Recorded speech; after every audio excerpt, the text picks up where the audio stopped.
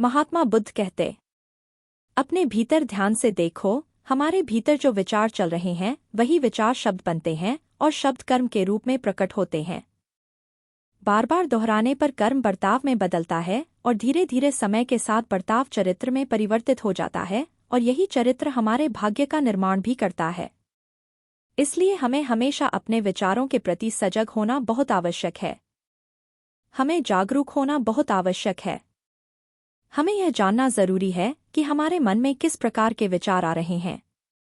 आगे महात्मा बुद्ध कहते हैं कि कमजोरी हमेशा छोटे विचार से शुरू होती है। यह एक बी के रूप में होती है और यदि इस बी को नष्ट न किया जाए तो यह छोटा सा विचार बहुत जल्द ही एक विशाल वृक्ष का रूप ले लेता है और हमारी बुद्धि की सोचने और समझने की क्षमता को पूरी तरह से नष्ट कर देता है।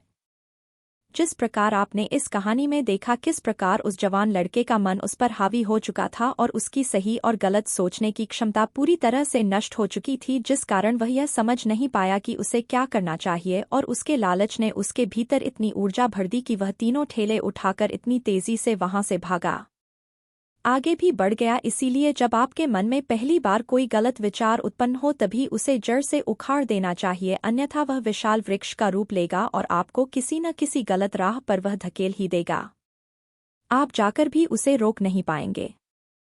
लेकिन अब आपके मन में यह प्रश्न उठ रहा होगा कि हम भला अपने मन के विचारों को कैसे नियंत्रित करें। हमारा मन तो इतना चंचल है, वह इतना शक्तिशाली है कि वह हम पर हावी हो ही जाता है।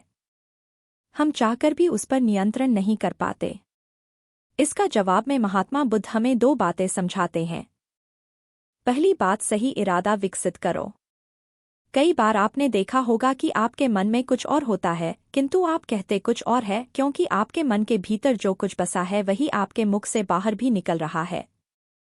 लेकिन जब हम वह गलती हो जाती है तो उसके बाद हमारा मस्तिष्क अच्छी तरह से काम करना शुरू कर देता है।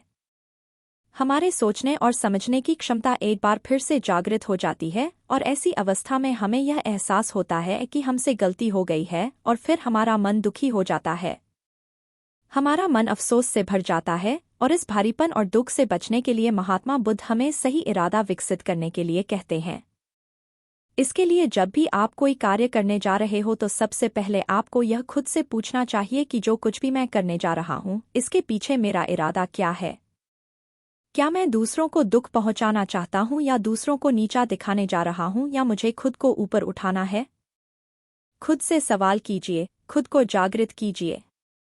जब आप इरादों के प्रति सचेत होने लगेंगे, जब आप विचारों के प्रति सजग होने लगेंगे तभी आपके भीतर सकारात्मक ऊर्जा का प्रवाह होगा, तभी आप सकारात्मक इरादों से जुड़ने लगेंगे और आपके मन के भीतर बसी हुई वह नकारात्मक ऊर्जा और नकारात्मक इरादे दिन ब दिन कम होने लगेंगे।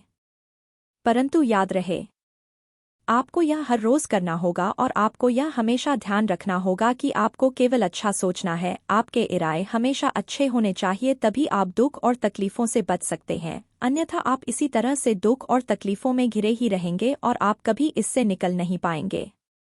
दूसरी बात, मन के प्रति सजगता विकसित करो, जिससे आपका मन देखते देखते शांत होगा और आपके मन के भीतर बसी हुई वह नकारात्मक ऊर्जा, नकारात्मक विचार खत्म होने लगेंगे और आप शांति की ओर आगे बढ़ेंगे। और आपको इसके लिए बस इतना ही करना है कि इस पल में जो कुछ भी हो रहा है, आपकी आंखों के सामने आपके भीतर जो कुछ भी जैसा भी चल रहा है, बस उसे देखते रहना है।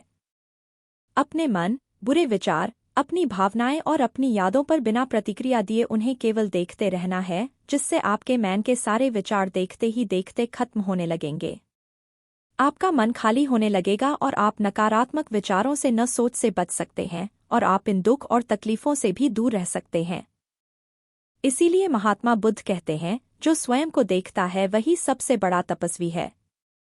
अर्थात जो अपने मन में चल रहे उन विचारों को बिना प्रतिक्रिया दिए हुए केवल देखता है और उन पर कोई भी प्रतिक्रिया नहीं करता, बस उन्हें देखता और समझता है।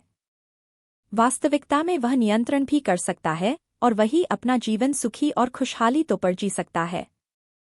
इसलिए यदि आप भी अपने जीवन को सुखी और खुशहाल बनाना चाहते हैं तो आपको सबसे पहले अपने मन पर नियंत्रण साधना ही होगा।